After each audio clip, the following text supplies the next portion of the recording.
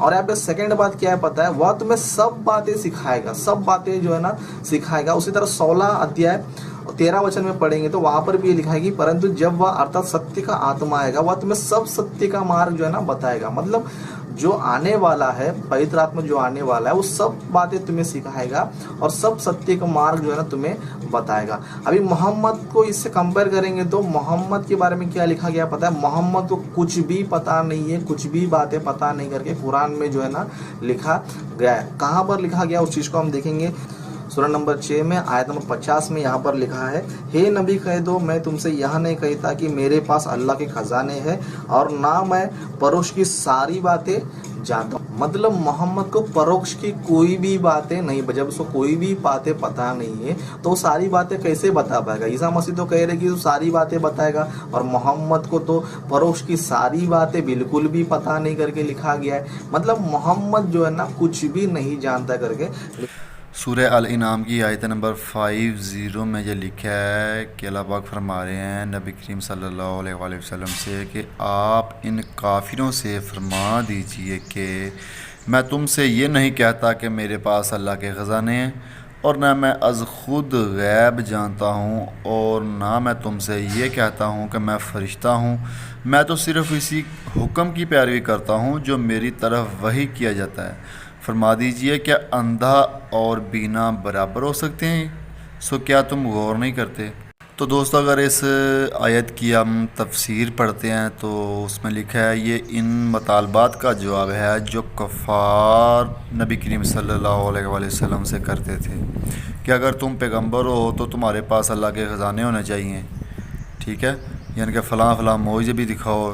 तो वो उसके जवाब में ये आयत नाज़िल हुई कि नबी करीम सल्लल्लाहु अलैहि वसल्लम ने यह फरमाया कि अल्लाह पाक ने हुक्म दिया था पैगंबर होने का ये मतलब नहीं है कि खुदाई के इख्तियारात मुझे हासिल हो गए, यानी कि कुल खुदाई इख्तियारात नबी को हासिल नहीं हो सकते, या मुझे मुकम्मल इल्म गैब हासिल है, यानी कि जो मुकम्मल इल्म गैब है वो उस ज़ात पे फ़ाइज़ सिर्फ़ अल्लाह पाक की ज़ात है, ना कि अम्बिया अलैहिस्सलाम की।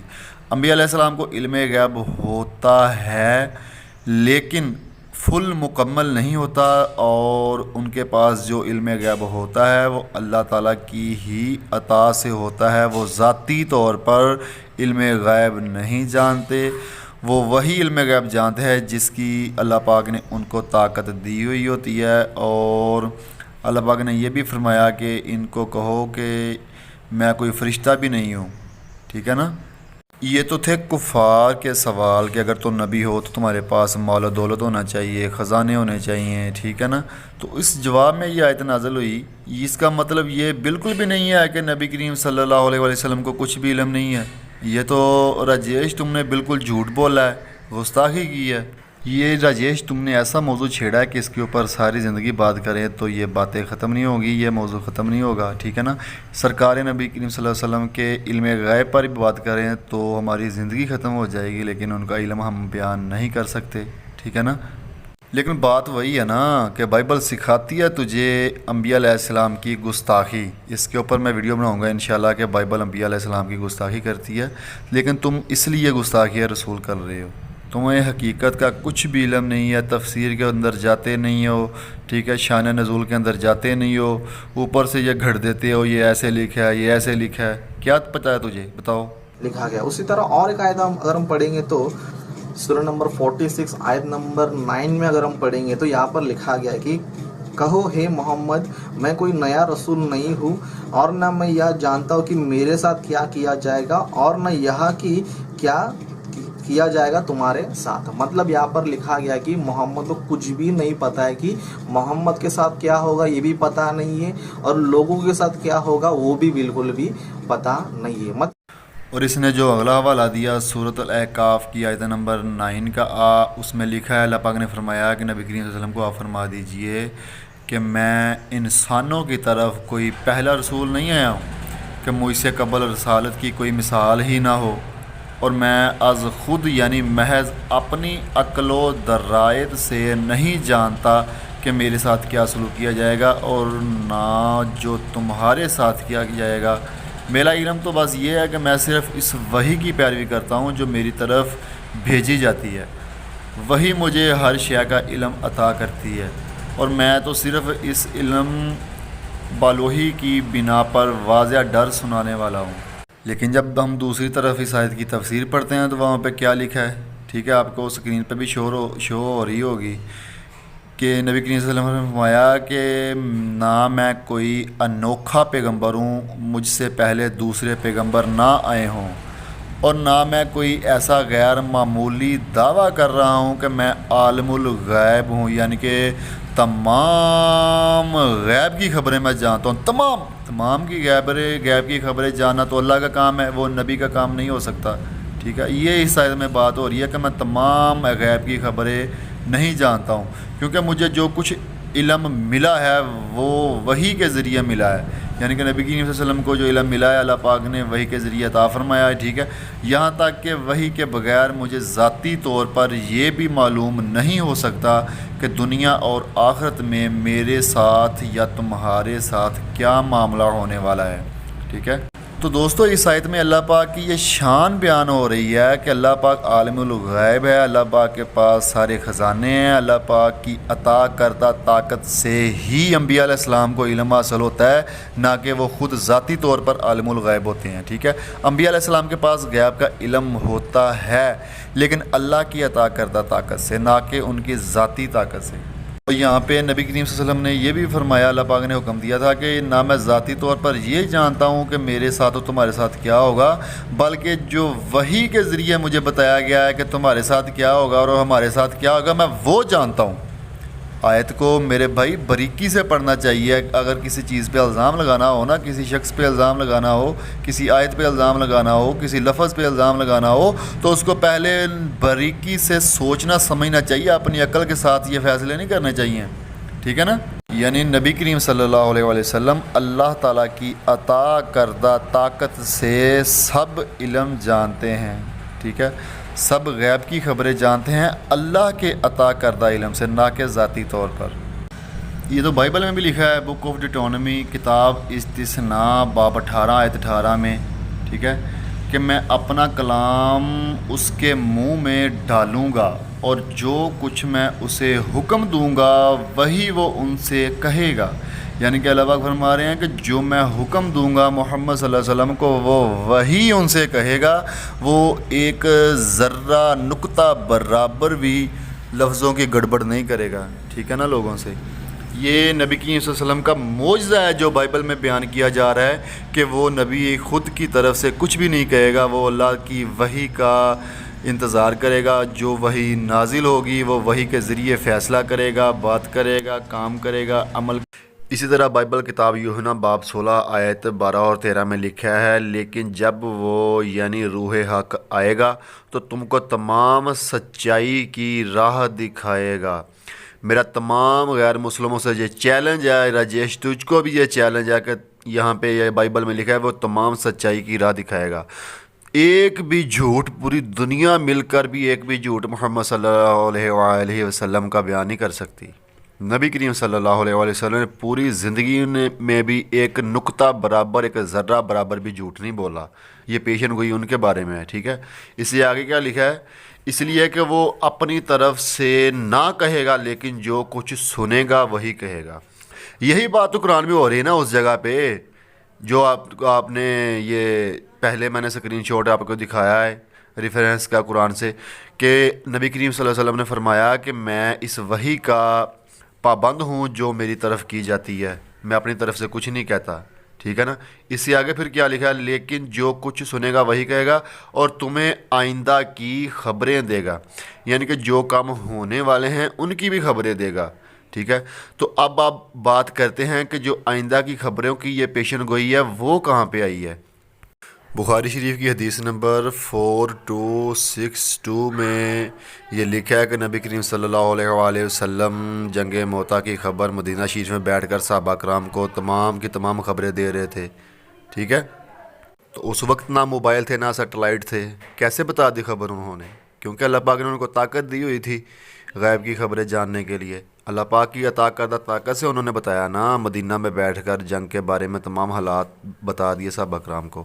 صحیح مسلم شریف کی حدیث نمبر 4621 میں یہ لکھا ہے کہ نبی کریم صلی اللہ علیہ وآلہ وسلم نے جنگ بدر کے مقام پر ایک دن پہلے زمین پہ نشانات لگائے تھے کہ فلاں کافر یہاں مرے گا، فلاں کافر یہاں مرے گا، فلاں کافر کی لاش یہاں پر ہوگی. تو ان میں سے ایک ذرہ برابر بھی کافر ان نشانات کے آگے پیچھے ان کی لاش نہیں پڑی تھی جب جنگ ختم ہوئی. یہی حدیث مسلم شریف میں 7222 میں بھی آئی ہے کہ یہ جو میں نے پہلے آپ کو بتائی ہے نا، کافروں کے مرنے کی جگہ نبی کریم صلی اللہ علیہ وسلم نے ایک دن پہلے بتا دی تھی کہ یہ یہاں مرے گا، یہ یہاں مرے گا. تو اس کا ذکر اس حدیث میں بھی آیا ہے. بخاری شریف کی حدیث نمبر 4480 میں یہ لکھا ہے کہ جب کسی شخص نے نبی کریم صلی اللہ علیہ وسلم سے قیامت کی نشانیاں 3 پوچھی تو نبی کریم صلی اللہ علیہ وسلم نے ارشاد فرمایا قیامت کی سب سے پہلی نشانی ایک آگ ہوگی جو انسانوں کو مشرق سے مغرب کی طرف جمع کر لائے گی. ٹھیک ہے. اہل جنت کی دعوت میں جو کھانا سب سے پہلے پیش کیا جائے گا وہ مچھلی کے جگر کا بڑا ہوا حصہ ہوگا. اور جب مرد کا پانی عورت کے پانی پر غلبہ پا جاتا ہے تو بچہ باپ کی شکل پر جاتا ہے، اور جب عورت کا پانی مرد کے پانی پر غلبہ کر جاتا ہے تو بچہ ماں کی شکل پر ہو جاتا ہے. یہ قیامت کی نشانیاں 3 نبی کریم صلی اللہ علیہ وسلم نے بتائی تھی، اور یہ 3 سوال تھے ایک آدمی کے جس نے نبی کریم صلی اللہ علیہ وسلم سے یہ سوال کیے تھے. نبی کریم صلی اللہ علیہ وسلم نے ان کا جواب دیا تھا. صحیح بخاری حدیث نمبر 50 میں بھی قیامت کی نشانیاں نبی کریم صلی اللہ علیہ وآلہ وسلم نے بیان کی ہیں کہ ایک غلام لونڈی اپنے آقا کو جنم دے گی، اور جب سیاہ اونٹوں کے چرانے والے دیہاتی لوگ ترقی کرتے مکانات کی تعمیر میں ایک دوسرے سے بازی لے جانے کی کوشش کریں گے. یاد رکھو قیامت کا علم ان 5 چیزوں میں ہے. یعنی کہ جی آپ دیکھ سکتے ہیں سعودی عرب میں اونٹ چرانے والے لوگ، وہ دیہاتی لوگ، وہ ٹھیک ہے، ان کے وہاں پہ جو بلڈنگز بن رہی ہیں ایک دوسرے کے مقابلے سے بن رہی ہیں. یہ قیامت کی نشانی نبی کریم صلی اللہ علیہ وسلم نے بتائی تھی، وہ پوری بھی ہوگی آپ کی آنکھوں کے ابھی بھی سامنے ہے. ٹھیک ہے. تو جس کو اللہ کے سوا کوئی نہیں جانتا. پھر آپ نے یہ آیت پڑھی اللہ کو قیامت کا علم ہے کہ وہ کب ہوگی. ٹھیک ہے. پھر پوچھنے والا وہ چلا گیا تو نبی کریم صلی اللہ علیہ وسلم نے اسے واپس بلانے کے لیے لوگوں کو بھیجا تو وہ دوڑ کر گئے لیکن وہ نظر نہیں آئے. تو نبی کریم صلی اللہ علیہ وسلم نے ارشاد فرمایا وہ جبرائیل علیہ السلام سے تھے جو لوگوں کو ان کا دین سکھانے کے لیے آئے تھے. وہ جبرائیل علیہ السلام سوال کر رہے تھے نبی کریم صلی اللہ علیہ وسلم سے قیامت کی نشانیوں کے بارے میں. تو نبی کریم صلی اللہ علیہ وسلم نے قیامت کی نشانیاں بتائی تھیں. سورہ جن کی آیت نمبر 23 میں یہ اللہ پاک نے ارشاد فرمایا کہ جو نبی کریم صلی اللہ علیہ وسلم کی نافرمانی کرے بے شک اس کے لیے دوزخ کی آگ ہے جس میں وہ ہمیشہ رہے گا.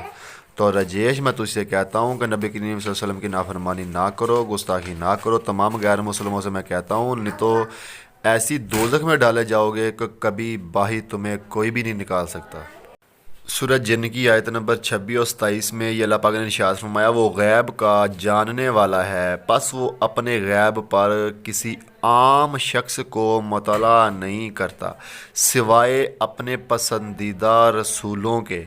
انہی کو مطلع الغیب کرتا ہے کیونکہ یہ خاصہ نبوت اور معجزہ رسالت ہے. تو بے شک وہ اس رسول صلی اللہ علیہ وآلہ وسلم کے آگے اور پیچھے علم غیب کی حفاظت کے لیے نگہبان مقرر فرما دیتا ہے. یعنی کہ اللہ پاک فرما رہے ہیں کہ کوئی عام شخص علم غیب کو نہیں جان سکتا لیکن جو اللہ پاک کے پسندیدہ رسول ہوتے ہیں اللہ پاک ان کو علم غیب عطا کرتا ہے اور ان کے علم غیب کے آگے پیچھے وہ مقرر کر دیتے ہیں اللہ پاک نگہبانوں کو، فرشتوں کو کہ ان کی حفاظت بھی کریں. سورہ توبہ کی آیت نمبر 33 میں اللہ پاک نے ارشاد فرمایا وہی اللہ ہے جس نے اپنے رسول صلی اللہ علیہ وآلہ وسلم کو ہدایت اور دین حق کے ساتھ بھیجا تاکہ اس رسول صلی اللہ علیہ وآلہ وسلم کو ہر دین والے پر غالب کر دے اگرچہ مشرک برا مانے. ٹھیک ہے.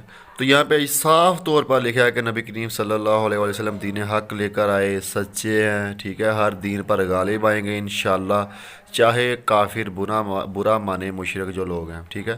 رجیش تم جتنی مرضی کوشش کر لو یہ اللہ پاک کا دین ہے، یہ اللہ پاک اس کو غالب کر کے ہی رہے گا. السلسلہ کی حدیث نمبر 1129 میں یہ نبی کریم صلی اللہ علیہ وآلہ وسلم نے ارشاد فرمایا کہ اس ذات کی قسم جس کے ہاتھ میں میری جان ہے اس امت میں سے جو شخص میرے بارے میں سنے یہودی ہو یا عیسائی ہو، پھر مجھ پر ایمان نہ لائے وہ تو آگ میں داخل ہوگا، یعنی کہ جہنم میں داخل ہوگا جو نبی کریم صلی اللہ علیہ وسلم پر ایمان نہ لائے۔ جس کو پتہ چل جائے کہ محمد صلی اللہ علیہ وسلم نبی ہیں، ان کے اوپر قرآن نازل ہوا، وہ نبی کریم صلی اللہ علیہ وسلم پر ایمان نہ لائے تو وہ جہنم میں داخل ہوگا۔ اب تم اپنی خیر مناؤ راجیش، میرا تو مشورہ تجھ کو یہی ہے کہ ایمان لے آؤ تو اچھی بات ہی ہے، ورنہ تم کو چھڑانے والا کوئی نہیں ہوگا۔ سورہ بقرہ کی آیت نمبر 8-9 میں یہ اللہ پاک نے ارشاد فرمایا، اور جب ان کے پاس اللہ کی طرف سے وہ کتاب قرآن آئی جو اس کتاب و تورات کی اصلاً تصدیق کرنے والی ہے جو ان کے پاس موجود تھی، حالانکہ اس سے پہلے وہ خود نبی محمد صلی اللہ علیہ وآلہ وسلم اور ان پر اترنے والی کتاب قرآن کے وسیلے سے کافروں پر فتح یابی کی دعا مانگتے تھے۔ یعنی کہ صاف طور پر لکھا ہے کہ نبی کریم صلی اللہ علیہ وسلم کے دنیا میں تشریف لانے سے پہلے جو غیر مسلم تھے، ٹھیک ہے، وہ نبی کریم صلی اللہ علیہ وسلم کا وسیلہ پیش کیا کرتے، یا اللہ پاک ان کو جلد سے جلد دنیا میں نازل فرما اور ہم ان کے ساتھ ہو کر کافروں پر فتح یابی حاصل کریں، ٹھیک ہے۔ سو جب ان کے پاس وہی نبی محمد صلی اللہ علیہ وسلم اپنے اوپر نازل ہونے والی کتاب قرآن کے ساتھ تشریف لے کر آیا جسے وہ پہلے ہی سے پہچانتے تھے، تو اسی کے منکر ہو گئے، پس ایسے دانستہ انکار کرنے والوں پر اللہ کی لعنت ہے۔ یہ سمجھ آ گیا تجھ کو رجیش کیا لکھا ہے اللہ پاک نے کیا فرمایا یہاں پہ؟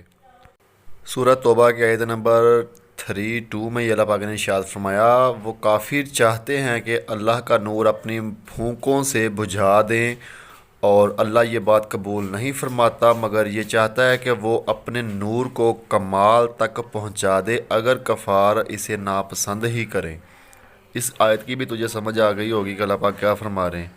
صحیح بخاری شریف کی حدیث نمبر 438 میں یہ نبی کریم صلی اللہ علیہ وآلہ وسلم نے ارشاد فرمایا، مجھے 5 ایسی چیزیں عطا کی گئی ہیں جو مجھ سے پہلے انبیاء کو نہیں دی گئی تھیں۔ نمبر 1، ایک مہینے کی راہ سے میرا رعب ڈال کر میری مدد کی گئی کافروں کے دلوں میں، ٹھیک ہے۔ دوسرے نمبر پہ میرے لیے تمام زمین میں نماز پڑھنے اور پاکی حاصل کرنے کی اجازت ہے، اس لیے میری امت کے جس آدمی کی نماز کا وقت جہاں بھی آ جائے اسے وہی نماز پڑھ لینی چاہیے، یعنی کہ صاف جگہ دیکھ کر نماز پڑھ لینی چاہیے۔ پہلی جو امتیں تھیں وہ ایک خاص مقام تھا، مساجد میں وغیرہ میں جا کر، گرجوں میں جا کر نماز ادا کرتے تھے، اور ہم ہر جگہ نماز پڑھ سکتے ہیں پاک جگہ، صاف جگہ دیکھ کر۔ تیسرے نمبر پہ میرے لیے مال غنیمت حلال کیا گیا ہے، یعنی کہ جو مال غنیمت ہے وہ میرے لیے حلال کیا گیا ہے، پہلے ان کو حلال نہیں کیا گیا تھا، ٹھیک ہے۔ پہلے انبیاء خاص اپنی قوموں کی ہدایت کے لیے بھیجے جاتے تھے، لیکن مجھے دنیا کے تمام انسانوں کے لیے رہبر بنا کر ہدایت دینے کے لیے بھیجا گیا، یعنی کہ پہلے جو نبی تھے وہ ایک قوم کے لیے آتے تھے، اور نبی کریم صلی اللہ علیہ وسلم تمام انسانوں کے لیے بھیجے گئے ہیں۔ نمبر 5، مجھے شفاعت عطا کی گئی، یعنی کہ شفاعت، سفارش، قیامت کے دن نبی کریم صلی اللہ علیہ وسلم سفارش کریں گے اپنے امتیوں کی، لوگوں کی، انسانوں کی۔ سورہ آل عمران کی آیت نمبر 179 میں اللہ پاک نے ارشاد فرمایا، جس کا مفہوم یہ ہے کہ اللہ پاک عام انسانوں کو غیب کے علم نہیں عطا فرماتا، بلکہ اللہ اپنے رسولوں سے جسے چاہے غیب کے علم کے لیے چن لیتا ہے، ٹھیک ہے نا۔ تو اللہ پاک اپنے رسولوں کو غیب کا علم عطا فرماتا ہے، عام انسانوں کو نہیں فرماتا۔ تو نبی کریم صلی اللہ علیہ وآلہ وسلم کو اللہ پاک نے غیب کا علم عطا فرمایا۔ حضرت عمر فاروق رضی اللہ تعالیٰ عنہ فرماتے ہیں، حدیث شریف ہے کہ نبی کریم صلی اللہ علیہ وآلہ وسلم نے ہمیں جو کچھ ہو چکا ہے اس دنیا میں اور قیامت تک جو کچھ ہوگا اور اس کے بعد جو ہوگا، نبی کریم صلی اللہ علیہ وسلم نے تمام سب کچھ بتا دیا۔ عشرہ مبشرہ صحابہ کرام ہیں، نبی کریم صلی اللہ علیہ وآلہ وسلم نے ان کی بشارت دی کہ یہ جنتی لوگ ہیں، غزوہ بدر والے بھی جنتی لوگ ہیں، ٹھیک ہے، اور بیعت رضوان والے بھی نبی کریم صلی اللہ علیہ وسلم نے بشارت دی کہ یہ جنتی لوگ ہیں۔ تو نبی کریم صلی اللہ علیہ وسلم نے فرمایا کہ جس کی 2 بیٹیاں ہوں یا بہنیں ہوں وہ ان کی اچھی طرح پرورش کرے، ان کی شادی کرے تو وہ جنت میں جائے گا۔ تو اسی طرح نبی کریم صلی اللہ علیہ وسلم نے فرمایا کہ جس نے زیادہ درود پاک پڑھا ہوگا وہ میرے ساتھ جنت میں ہوگا، ٹھیک ہے۔ تو اللہ پاک کے فضل و کرم سے نبی کریم صلی اللہ علیہ وآلہ وسلم یہ فرما رہے ہیں کہ میں بھی جنت میں جاؤں گا، میرے ساتھ درود پاک پڑھنے والا میرے ساتھ جنت میں ہوگا، اور جو اچھے کام کرے گا وہ جنت میں جائے گا، غزوہ بدر والے جنت میں جائیں گے، ٹھیک ہے۔ تو یہ کہنا کہ یہ جو راجیش نے کہا ہے کہ نبی صلی اللہ علیہ وسلم کو خود کا نہیں پتہ ان کے ساتھ کیا ہونا ہے، یا تمہارا نہیں پتہ تمہارے ساتھ کیا ہونا ہے، یہ وہ اس بات کا مطلب یہ نہیں تھا کہ نبی کریم صلی اللہ علیہ وسلم کو کچھ نہیں پتہ۔ اس کا مطلب یہ تھا کہ اللہ کی عطا سے نبی کریم صلی اللہ علیہ وسلم کو ہر چیز کا علم ہے۔ خیبر کے مقام پر نبی کریم صلی اللہ علیہ وسلم نے فرمایا کہ میں جھنڈا اس آدمی کے ہاتھ میں دوں گا جس کے ہاتھ میں اللہ پاک نے فتح لکھی ہے۔ تو نبی کریم صلی اللہ علیہ وسلم نے حضرت علی کرم اللہ وجہ کریم کو جھنڈا دیا تو خیبر فتح ہو گیا۔ ایک دفعہ نبی کریم صلی اللہ علیہ وسلم نے اعلان فرمایا کہ جو کچھ بھی کسی نے مجھ سے پوچھنا ہے پوچھ سکتا ہے۔ تو یہ تو بہت لمبا سا واقعہ ہے، آپ پڑھ سکتے ہیں حدیث شریف کی کتاب میں۔ تو ایک شخص کھڑا ہوا، اس نے کہا کہ یا رسول اللہ صلی اللہ علیہ وسلم آپ فرمائیے کہ میرا باپ کون ہے، مجھے لوگ حرام زادہ کہتے ہیں کہ میں اپنے اصل باپ کا نہیں ہوں۔ تو نبی کریم صلی اللہ علیہ وسلم نے فرمایا کہ تم اپنے باپ کے ہو، تم سچے ہو۔ تو دوسرا شخص کھڑا ہو، اس نے بھی یہی سوال کیا، تو نبی کریم صلی اللہ علیہ وسلم نے ارشاد فرمایا کہ تم اپنے باپ کے نہیں ہو، ٹھیک ہے، تمہاری ماں نے تجھے کسی اور شخص کے لیا ہے۔ ایک عورت نبی کریم صلی اللہ علیہ وسلم کی خدمت میں حاضر ہوئی اور عرض کی یا رسول اللہ میرا بیٹا کہاں ہے، وہ جنگ میں شہید ہو گیا ہے۔ تو نبی کریم صلی اللہ علیہ وسلم نے فرمایا کہ وہ تو جنت الفردوس میں ہے۔ تو اسی طرح ایک شخص حاضر ہوا، اس نے کہا کہ یا رسول اللہ میرا باپ کہاں ہے۔ تو نبی کریم صلی اللہ علیہ وسلم نے فرمایا کہ تیرا باپ جہنم میں ہے، دوزخ میں ہے۔ نبی کریم صلی اللہ علیہ وسلم نے اپنا خلیفہ حضرت ابوبکر صدیق رضی اللہ تعالیٰ عنہ کو، دوسرے نمبر پر حضرت عمر فاروق رضی اللہ تعالیٰ عنہ، تیسرے نمبر پر حضرت عثمان غنی رضی اللہ تعالیٰ عنہ، چوتھے نمبر حضرت علی کرم اللہ وجہ کریم کو مقرر کیا تھا کہ یہ میرے خلیفے ہوں گے میرے اس دنیا پہ ظاہری طور پر پردہ فرمانے کے بعد۔ تو نبی کریم صلی اللہ علیہ وسلم کو یہ علم تھا کہ حضرت علی کرم اللہ وجہ کریم تب باقی تینوں میرے صحابہ سے بعد میں اس دنیا سے تشریف لے کر جائیں گے، شہید ہوں گے، تو ان کو آخر پہ رکھا۔ تو سب سے پہلے یہ پتہ تھا آپ کو کہ حضرت ابوبکر صدیق اس دنیا سے تشریف لے کر جائیں گے، تو سب سے پہلے ان کو رکھا، پھر اس کے بعد حضرت عمر کو، پھر اس کے بعد حضرت عثمان کو، پھر اس کے بعد حضرت علی کرم اللہ وجہ کریم کو۔ یہ بھی نبی کریم صلی اللہ علیہ وسلم کا علم غیب ہے۔ کربلا کے میدان کی مٹی جو نبی کریم صلی اللہ علیہ وسلم نے پیشن گوئی دی تھی اس کے متعلق کہ جب میرا بیٹا حسین شہید ہوگا، یہ بھی بتا دیا کہ حسین علیہ السلام شہید ہوں گے، اور یہ بھی بتا دیا کہ جب وہ شہید ہوں گے تو یہ مٹی خون بن جائے گی، تو ویسا ہی ہوا۔ بخاری شریف کی حدیث نمبر 3169 میں یہ لکھا ہے، نبی کریم صلی اللہ علیہ وآلہ وسلم کی حدیث مبارک ہے کہ کچھ غیر مسلموں نے نبی کریم صلی اللہ علیہ وسلم کے پاس آئے اور نبی کریم صلی اللہ علیہ وسلم نے ان سے سوال کیے، انہوں نے تمام جواب غلط دیے، اپنے باپ کا نام بھی اصل نہیں بتایا۔ تو نبی کریم صلی اللہ علیہ وسلم نے ان کے باپ کے نام تک اصل بتا دیے، اور تمام وہ جو جھوٹ بولے ان کو سچا کہا کہ تم نے یہ جھوٹ بولا ہے، بلکہ سچائی یہ ہے۔ اور ایک گوشت جو تھا وہ بکرے کا، اس میں زہر ڈالا تھا انہوں نے، یہ جاننے کے لیے کہ نبی جھوٹے ہیں یا سچے ہیں۔ یہ آپ سکرین پر دیکھ سکتے ہیں، میں نے انڈر لائن بھی کیا ہوا ہے۔ تو نبی کریم صلی اللہ علیہ وسلم نے فرمایا کہ اس میں تم نے گوشت میں زہر ڈالا ہے۔ تو انہوں نے کہا کہ آپ صلی اللہ علیہ وسلم نے درا فرمایا تو تم نے اس میں زہر کیوں ڈالا ہے؟ تو انہوں نے کہا کہ ہمارا مقصد یہ تھا کہ اگر آپ جھوٹے ہیں نبوت میں تو ہمیں آرام مل جائے گا، اور اگر آپ واقعی نبی ہیں، سچے ہیں، تو یہ زہر آپ کا کچھ نقصان نہیں پہنچائے گا۔ نبی کریم صلی اللہ علیہ وسلم نے یہ فرما دیا تھا کہ میرے بیٹے حسین کو شہید کیا جائے گا اور حسن کو زہر دے دیا جائے گا۔ یہ غیب کی خبریں ہیں میرے بھائی، تجھے کیوں نہیں سمجھ آ رہی؟ کیوں نہیں پتہ لگ رہا؟ کیوں یہ ایسی باتیں کر رہے ہو، ریسرچ نہیں کر؟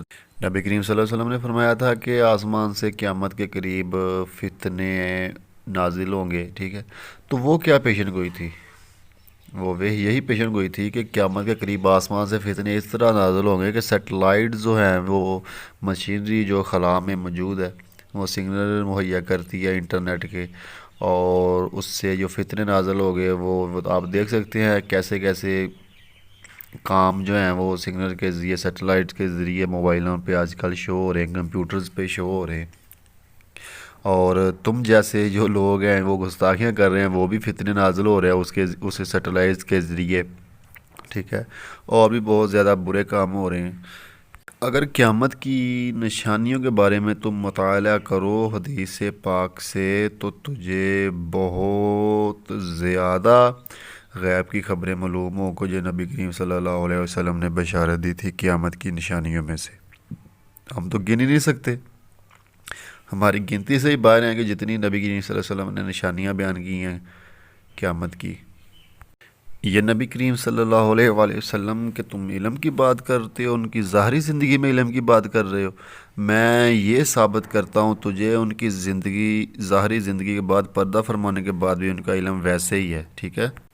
جب کچھ غیر مسلم نبی کریم صلی اللہ علیہ وآلہ وسلم کے جسم مبارک کو آپ کے روزہ مبارک سے نکالنے کی ناپاک سازش کر رہے تھے سرنگ کھود کر، تو نبی کریم صلی اللہ علیہ وآلہ وسلم نے بادشاہ کے ذریعے وہ ان کافروں کو پکڑا، ٹھیک ہے نا، خواب دکھائی اس بادشاہ کو، تو کہا کہ یہ مجھے نقصان پہنچانے کی کوشش کر رہے ہیں، لے کے جانے کی کوشش کر رہے ہیں، ان کے اوپر وہ کیا کریں کہ آن کے چھاپا ماریں اور پکڑیں ان کو، یہ کیا کر رہے ہیں۔ یہ سرکار صلی اللہ علیہ وسلم کا علم ہے اس دنیا میں تشریف لے کے جانے کے بعد کا، تم تو ان کو ظاہری یاد کی بات کر رہے ہو۔ نبی کریم صلی اللہ علیہ وآلہ وسلم کے علم غیب کے متعلق تو ہماری زندگی ختم ہو جائے گی تو ہم ان کا علم غیب بتا ہی نہیں سکتے، ٹھیک ہے نا، ان کا علم ہی نہیں بیان کر سکتے، ان کے علم کے ایک نقطہ برابر، ذرہ برابر بھی ہم نہیں پہنچ سکتے جتنا ان کا علم تھا۔ تو میرے خیال سے تو اتنے حوالے کافی ہوں گے تمہارا دماغ صاف کرنے کے لیے کہ نبی کریم صلی اللہ علیہ وآلہ وسلم کو علم غیب حاصل تھا اللہ کی عطا کردہ طاقت سے، ٹھیک ہے۔ تو اگر تجھے اور بھی حوالے چاہیے تو مجھے بتا دینا، اللہ کے فضل و کرم سے میں تجھے اور بھی حوالے دے سکتا ہوں، لیکن میرے خیال سے تمہاری تسلی کے لیے اتنے ہی بہت ہیں۔ ماننے والوں کے لیے وہی بات ہے نا، ماننے والوں کے لیے تو ایک کلمہ ہی کافی ہوتا ہے، جنہوں نے نہیں ماننا وہ تو پورے قرآن کو نہیں مانتے۔ اور میں تو اسے یہ کہتا ہوں کہ آئندہ سے اگر اسلام کے خلاف کوئی بات کرنی ہو تو سب سے پہلے اس کی وہ کیا کہتے ہیں اچھے طریقے سے ریسرچ کرنی ہے، اور ریسرچ کرنے سے پہلے سب سے پہلے تم نے مجھ سے رابطہ کرنا ہے۔ میرا نمبر تمہارے پاس موجود ہے راجیش، میں تم سے یہ کہہ رہا ہوں، میرا کانٹیکٹ نمبر تمہارے پاس موجود ہے، سب سے پہلے مجھ سے رابطہ کرنا ہے۔ کوئی بھی اسلام کے خلاف تجھے بات نظر آئے تو مجھے بتانی ہے، میں انشاءاللہ اس کا تجھے جواب دوں گا۔ تو پھر اس کے بعد میڈیا کے اوپر لے کے آنا ہے، بھولے بھالے لوگوں کو تم گمراہ مت کرو ایسے غلط باتیں کر کے، تمہیں بھی علم نہیں ہے ان باتوں کا جو تم کہتے پھر رہے ہو، حق بات کیا کرو بس۔